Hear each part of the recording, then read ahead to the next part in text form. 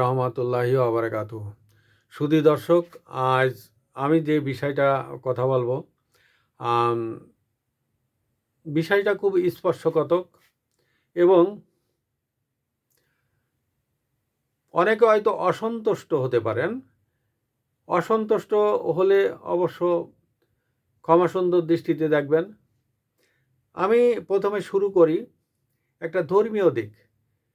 আমাদের যে নবী হজরত মুহাম্মদ মোস্তফা সাল্লাল্লাহু আলাইহি ওয়াসাল্লাম, তিনি আম, খুব নরমভাবে কথা বলতেন সবার সাথে এবং মুচকি হাসি দিয়ে কথা বলতেন। তিনি তার বিবিদের সাথে কথা বলতেন খুব শালীনতার সাথে এবং তার বিবিদেরকে সবসময় সুন্দর সাবলীলভাবে তাদের সাথে আচরণ করতেন এবং তিনি এই আচরণটা বাইরেও করতেন। যেমন হজরত মুহাম্মদ সাল্লাল্লাহু আলাইহি আসাল্লামের সাথে উনার একজন সহচর অর্থাৎ সাহাবী এবং উনার একজন খেদমত করার জন্য একজন ছিলেন আনাস রাদিয়াল্লাহু। সুদীর্ঘ 14টা বছর আমাদের নবীজির সাথে ছিলেন। তা নবীজি কখনো আনাসকে উগ্রভাবে তার সাথে কিন্তু কথা বলেনি, সুন্দরভাবে কথা বলেছে এবং তাকে আদেশ দিয়ে কোনো কথা বলেনি। উনি বলছেন যে, আনাস সাহেব, আপনি কি এই কাজটা করতে পারবেন? এই কাজটা একটু করে দিলে ভালো হতো। এই ধরনের ভাবে সুন্দরভাবে তিনি কথা বলতেন, করতেন।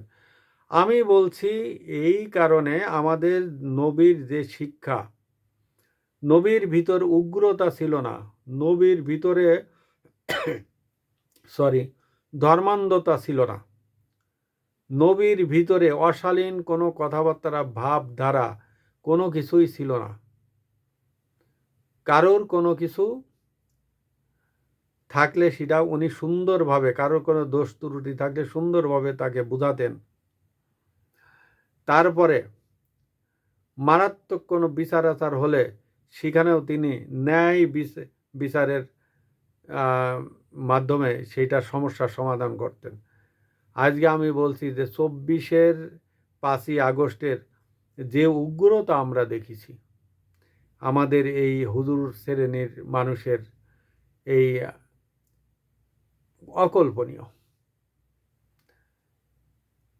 যেটা বলতে চাই যে আগের যে এলেমটা ছিল আর এখনকার যে এলেমটা, আকাশ পাতাল ব্যবধান। আমাদের নবীজির সাহাবীরা অনেকে কম শিক্ষিত ছিলেন, তারপরেও তাদের বিশাল জ্ঞানের ভাণ্ডার ছিল। তারা শেখার চেষ্টা করতেন, তাদের ভিতর উগ্রতা ছিল না। শুধু দর্শক, এই নবীজির কাবা শরীফের পাশে আসাফে সুফফা ছিলেন। তিনি সুন্দরভাবে যে অশিক্ষিত মানুষগুলো ছিল বা কোনো ওহী টহি নাজিল হলে এই আসাফে সুফফার এখানে তাদেরকে সুন্দরভাবে সুশিক্ষার ব্যবস্থা করেছেন। কিন্তু কোনো উগ্রতা দিয়ে, কোনো ধর্মান্ধতা দিয়ে, কোনো কড়া শাসনের মাধ্যমে কোনো কিছু কিন্তু করেননি। তিনি সুন্দর ব্যবহারের মাধ্যমে করেছেন। আর আজকে আমাদের এই মাওলানাদের, হুজুরদের একটা জ্ঞানের শূন্যতার কারণে আজ চারিদিকে কি একটা উগ্রতা ভাব। যে হুজুররা, আগেকার হুজুররা মানুষকে যে এলেমটা শিক্ষা দিতেন, মানুষকে পথ নির্দেশক হিসেবে করতেন সুন্দরভাবে, তারা তাদের বাণীগুলো প্রচার করতেন। আর এখনকার আমাদের যে পীর আউলিয়া, যে এখন উলামা মাশায়েখরা আছেন, এই উলামা মাশায়েখরা তাদের ভিতরে অনেক উগ্রতা দেখা যাচ্ছে এবং তারা কোনো বাদ বিচার ছাড়াই করছেন। আমি তো অনেক ওয়াজে শুনেছি, আমি কোনো ওয়াজে আমি অবশ্য দেখিনি গঠনমূলক কোনো কথা বলতে এবং সেই গঠনমূলক কথাবার্তা বলে সমাজটাকে যাতে শান্ত রাখা যায়, এই জিনিসটা আমরা কখনো দেখি না। আমাদের যে মুসলমানদের যে সাম্রাজ্য ছিল, তার মধ্যে ছিল স্পেন। যেখানে সারা দুনিয়ার জ্ঞান বিজ্ঞানের ভাণ্ডার ছিল, সেই স্পেনের সভ্যতাটা যখন ধ্বংস হয়ে যায়, তারপরে আর মুসলিম বিশ্ব আস্তে আস্তে আস্তে আস্তে অধঃপতনে চলে যায়, অধঃপতনে চলে যায়। আর এখন আমাদের এইসব মাওলানারা, আমাদের এইসব হুজুররা, আমাদের এখনকার উলামা মাশায়েখরা, এরা বিবি তালাকের ফতোয়া খোঁজে এবং তাদেরকে মানে উগ্র ধর্মীয় জ্ঞানের দিকে নিয়ে যাচ্ছেন এবং ইসলামকে একটা বোতলবন্দি করে রাখার চেষ্টা করছে। ইসলাম কিন্তু কোনো বোতলবন্দি করার কোনো জিনিস নাই। আমি তো দেখি যে এখনকার যে এই ইসলামকে বোতলবন্দি করে রাখার চেষ্টা করা হচ্ছে, এখানে যদি সভ্যতার বিস্তার করা না হয়, সভ্যতার যদি বিকাশ না করা হয়, তাহলে আমরা আস্তে আস্তে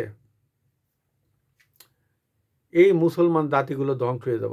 আজকে আপনি তাকান তো, কোথায় ইরাক, কোথায় ফিলিস্তিন, কোথায় সিরিয়া, কোথায় লিবিয়া, কোথায় আফগানিস্তান, কোথায় পাকিস্তান, সব একে একে ধ্বংস হয়ে যাচ্ছে। এর ভিতরে পাকিস্তান মোটামুটি দাঁড়ায় আছে, অর্থনৈতিক কোনো অবস্থাই নেই, যেখানে প্রায় 24 কোটি মানুষের ভিতরে মাত্র $21 বিলিয়ন তাদের আছে, 1 মাসের খাবারের টাকা আছে, তাদের 1 মাসের খাবারের টাকা আছে $21 বিলিয়ন। এটা কি যায় বিষয়? তারা শুধু অস্ত্র বানায়, আর কিছু না। এইটা দেখে আমাদের দেশের হুজুররা লাফালাফি শুরু করে, আরে ভাই আপনারা কি একটা দিব নাকি? আর পারমাণবিক অস্ত্র দেওয়ার জিনিস, এটা এক দেশ আর এক দেশকে দিব?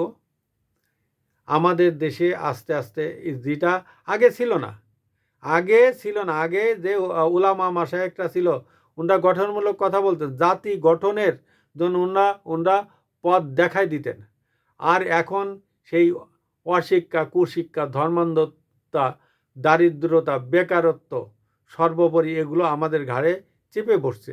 এই 17 মাসে আমরা কত কিছু দেখছি, কত কি দেখছি।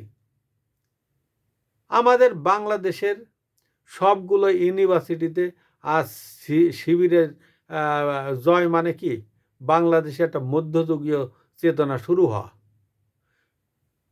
বাংলাদেশে মধ্যযুগীয় চেতনা শুরু হওয়া, এটা আমার হিসেবে এটাই মনে হয়। কারণ আমরা জ্ঞান বিজ্ঞানের দিকে আমরা দৌড়াচ্ছি না, আমরা দৌড়াচ্ছি আস্তে আস্তে ধর্মান্ধতার দিকে। ধর্ম, পৃথিবীর প্রত্যেকটা জাতি গোষ্ঠীর ভিতরে ধর্ম আছে, ধর্মের জায়গা থাকবে, ধর্ম পালন যখন করার প্রয়োজন তখন করব। আমাদের ভিতরে বৈজ্ঞানিক কোনো চিন্তাভাবনা নেই, বৈজ্ঞানিক কোনো চেতনা নেই। আজকে যারা বিজ্ঞানে উন্নতি করেছে, তারা পৃথিবীর দুনিয়াটা তাদের হাতের মুঠোয়। আজকে ইউরোপীয়রা কেন আজকে তারা এত উন্নত, আজকে আমেরিকা এত উন্নত কেন? কারণ তারা জ্ঞান বিজ্ঞানে তারা উন্নত, এই জন্য তারা আজ সবার শিকড়ে চলে গেছে। সুধী দর্শক, আপনারা আমার চ্যানেলটি সাবস্ক্রাইব, ফলো দিয়ে আমার সাথে থাকবেন। আসসালামু আলাইকুম ওয়া রাহমাতুল্লাহি ওয়া বারাকাতুহু।